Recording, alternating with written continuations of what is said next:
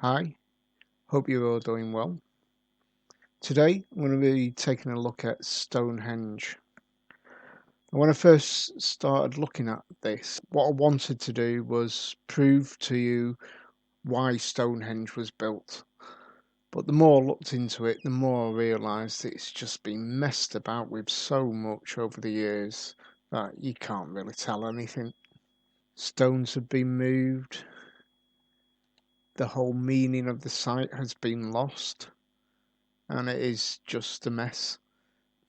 You can see stones in one picture that look totally different to another picture. So everyone's messed around with it. We know that about 100 years after it was originally built, they moved the stones. The Romans messed around with it. Medieval times they messed around with it. The Victorians have messed around with it, and in the past century, people have been messing around with it. It's unfortunate, and it makes it very difficult for anybody nowadays to really understand what it's all about. And past archaeology doesn't really seem to be about archaeology and the science, it seems to be more about tourism. So, what I'm going to do is start off showing you how it's been messed around, how people are messed about with it, and then I'll go on to the anomalies that I've discovered that I really can't explain and have no idea why they're like that. They're more coincidences than anomalies, but you'll see. So let's get started. This is an old photograph. I'm not quite sure when it was taken, but it's taken early in the last century. As you can see at the bottom, it says the stones marked A and B were blown down in December 1900. So those are stones A and B. Now, that's blown down by the wind. Right, so when you see pictures like this, putting them in deep into the ground, you know it's nonsense. These stones do not go that deep into the ground. If they did, they'd all be standing, but they're not all standing. You know, a lot of them have been blown over. So this is just nonsense. Those are stones at A and B. They're being put back up. This is a modern picture. They're being put back up. What I want you to look at is those two stones. Now we go back to the other picture, the old picture. They're nowhere to be seen. And here you are. They're being erected as well. So you can see people have messed about with that in the past century. They're being rebuilding it how they believe it should look. Now we look at this picture. We take a look at the modern version of Stonehenge. We see in the middle.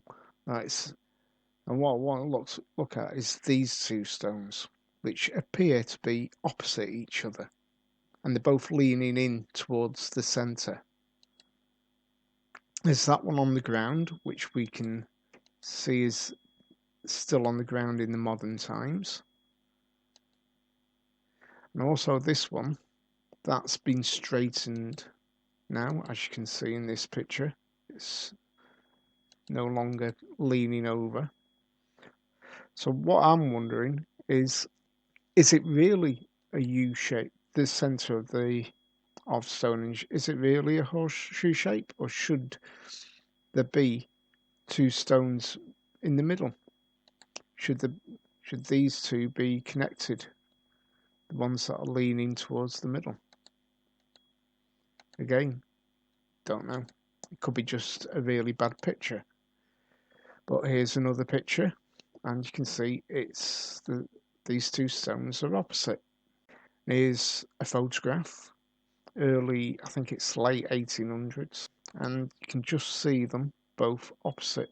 So whoever's redesigned Stonehenge, they've done it to what they believe it should look like, and I think it's all been messed around with. In this picture, you're going to see this bit, which they've now filled in with concrete. But when I look at this, I see an interior to the rock and an exterior to the rock, making me believe that it's not really a rock, it's some sort of concrete, or it's been made. If you look at this picture, this one's a good one. This looks like an interior to the rock that's different to the exterior, and this is the modern day version. Again, it's not really suited for archaeology, it's more suited for tourism, made to look pretty. They could have done something different, but no, they decided to do that. It's crap in it. Right, back to this picture. And what I'll look at this time is them two. To me, they look right next to each other. Now, it could be just the angle of the photograph, but in a modern day version, they are separated a lot further than what it appears to be in this photograph. In this picture, again, they look like they're right next to each other, and it just so happens that those two stones are these two weird stones that are top heavy, that have these things sticking out at this of the top. And these are the only two stones in Stonehenge that have this feature, which is a bit weird.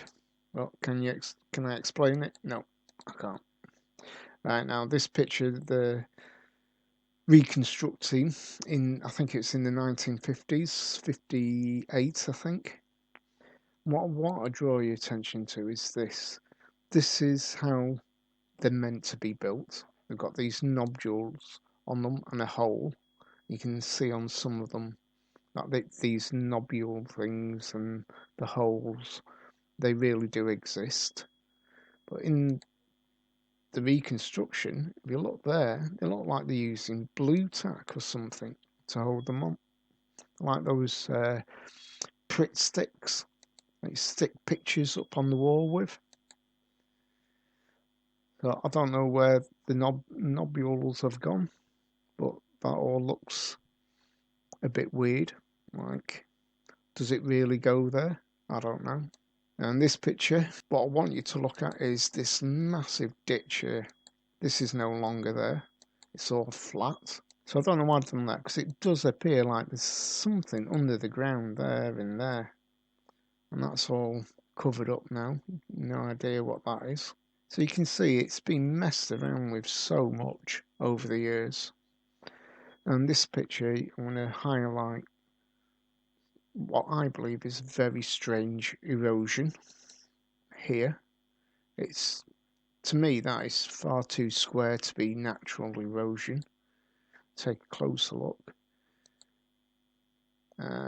It just doesn't look natural. I can't really find which rock in a modern day picture, which rock this refers to, which one this one is. It doesn't look natural to me. Right, now, these two. These are the trilithons in the horseshoe shape. And as you can see, one's fallen down. So this is what they're meant to look like if it was standing. They're a lot thinner than the other trilithons in the middle and on the outer edges as well. So we'll take a closer look, and look how far back that one is to the one that's standing. So for that to have happened, if they were level next to each other, that rock must have fallen down and bounced backwards to end up there. No idea how that's happened.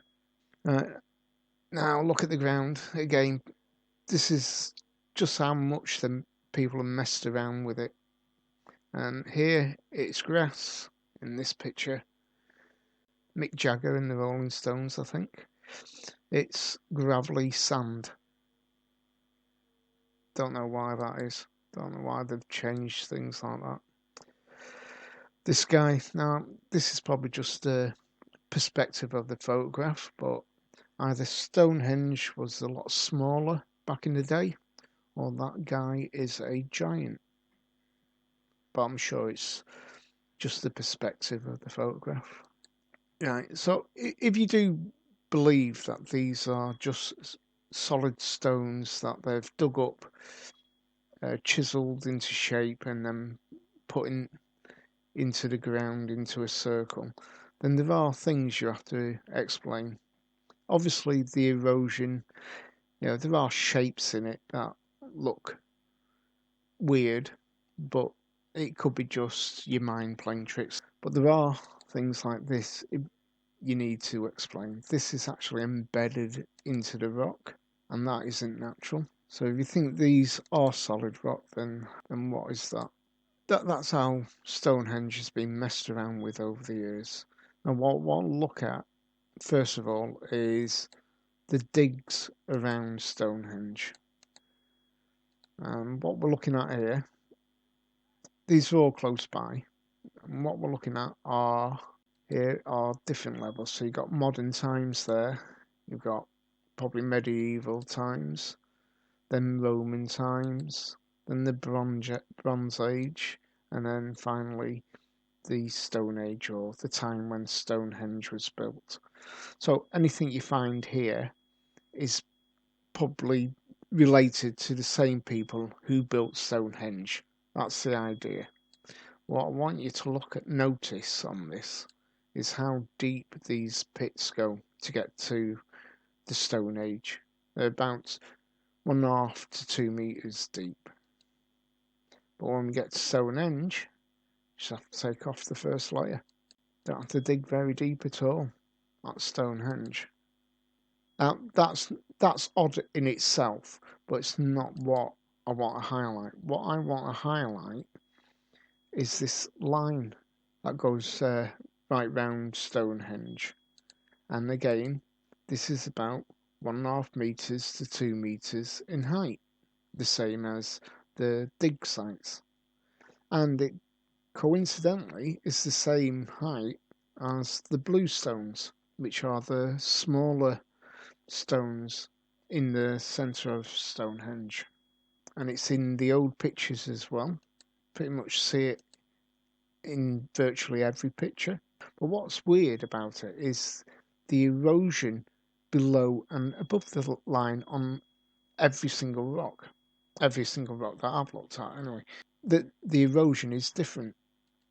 If you look above the line and below the line is different, and this lichen or lichen or whatever you want to call it that grows on concrete and stone and rock, and that seems to struggle to grow below this line.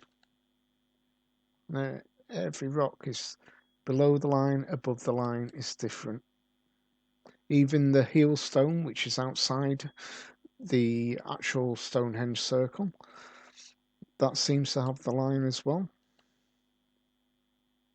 Every single rock, everywhere we look, and it's the same height as we have to dig in the archaeological sites, which is odd, but I can't explain it. I've no idea what that could be. I'd like to think it was frequency or some sort of energy doing it, but I'm sure there's some logical explanation. Right, so the next thing I want to highlight to you isn't actually at Stonehenge, it's at Marlbrough Downs, and this is the site where they believe that the big stones came from. The smallest blue stones they believe came from Preseli in South Wales. And again, there's a bit of debate on that. That's not certain, although some academics will tell you it's definite. It's not. But this is where the sarsen stones came from. Now, the story behind this is the Ice Age deposits. Now, where the ice sheet brought them from, nobody knows, but the ice sheet is supposed to have deposited all these rocks in this area. And yeah, it could be true. They do seem to be just scattered around. Right, now this is Google Earth and we're looking down at the Marlbrough Downs. The area or the nearest town is called Fyfield, and if you're looking on Wikipedia or try and do a search for information about it, all it'll tell you is there's some Roman activity there, there was some Saxon activity there, but nothing major, nothing worth digging into. We found some burial mounds close by, not actually on the Marlbrough Downs, but close by. This is a shot of all the stones sticking out of the ground, and they do appear to be deposited, into a riverbed. There again, they all look like random stones in a riverbed. So it looks like the glacial argument is quite a sound argument. However, you look a little deeper and you see earthworks absolutely everywhere, all over the site. And then you see weird things like this. Now, this isn't glacial deposit. This is human activity moving these stones to build something. There and there. And it's just earthworks absolutely everywhere. And here again, that is human activity. That is not natural glacial deposits. I have no idea what that is. Could be old, could be modern. But again, the rocks and these earthworks are absolutely everywhere. And take a look at that. Now, if we map all these stones and earthworks, so those are the earthworks, and those are where the stones are. And if you look at these stones, they do look like they're in a river or a dried riverbed. And here, and it's coming down. But when you overlay it with all the earthworks, they're all concentrated in the same area. So, yeah, maybe a coincidence, but really that's connected. To me, that's connected. And what I find odd about this is that the archaeologists would rather dig in what appears to be a random spot in the middle of nowhere to find a few arrowheads and evidence of fire and do absolutely nothing here when there's clear evidence of so much activity. So that to me isn't just odd, it borders on the suspicious. And I'm not a conspiracy nut or anything, but it does come across as suspicious that nobody wants to dig it a little bit deeper here when there's so much activity. Okay, now we'll move on to my last anomaly or weird thing or just coincidence, and that is Stonehenge as a star fort. Now, star forts are just bastion forts that from the sky look like stars. Now, I know what you're thinking, Stonehenge isn't a star, but I am going to try and convince you that Stonehenge is actually a star fort, which is going to be one hell of a challenge. But here goes. Okay. Alright, so I was watching this YouTube channel, a guy called Autodidactic. The guy who runs it is called Campbell. He's into the lost history, hidden histories, Tartaria, mud floods, and star forts. And the idea is that these star forts are not what they appear to be. They're not actually forts, there's some sort of power generation. Now, I was watching this video that he did with another YouTuber called Boogeyman, and it's Star Fort Anomalies with the Boogeyman. And what they talk about is standard features within star forts. Now, not all star forts are the same. They don't all have these features, but there's a significant amount that do have the features to suggest that they are standard features within star forts, and that's what we're going to look at. Now, this is the diagram that I've taken from the video that they used, so I'm hoping there isn't any copyright issues or anything like that. And what we're looking at here is a side view plan, and so you're looking at the center of the star fort, not the actual star shape, but in the center of the star fort. These features are quite common, and that's a side view of the center of the star fort, and that is an aerial view of the star fort.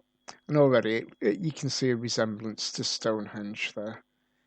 So what we're looking at, that ditch there corresponds to that, and that ditch corresponds to that, and that tower in the middle corresponds to the circular thing in the aerial view. So that's the plan, that's what we're going to look at, and we're going to look at some of these features and compare them to Stonehenge. So first of all, you have this outer ditch ring thing, which you also get at Stonehenge. And then you have an inner ring, which has archways or large windows, is the usual feature.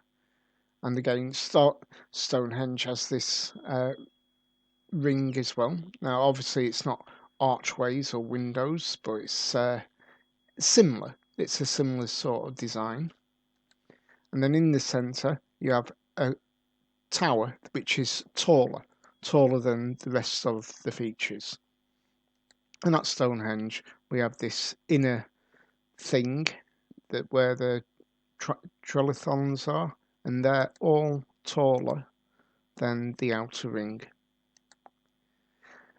Now, also in this, one of the features is this U-shaped or horseshoe shape in the construction, and again you have that at Stonehenge. Now, other features that they talked about were star forts, or a lot of the star forts anyway, seem to have some sort of canal system attached to them, and so does Stonehenge. And star forts seem to be located close to water, either a river or the sea or some body of water, and so does Stonehenge.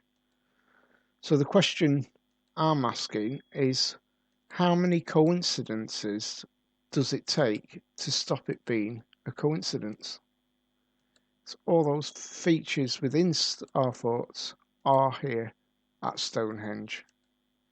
Now, obviously there's a big problem with this theory, and that is Stonehenge isn't a star, and you're quite right, it is one of the big flaws in this theory.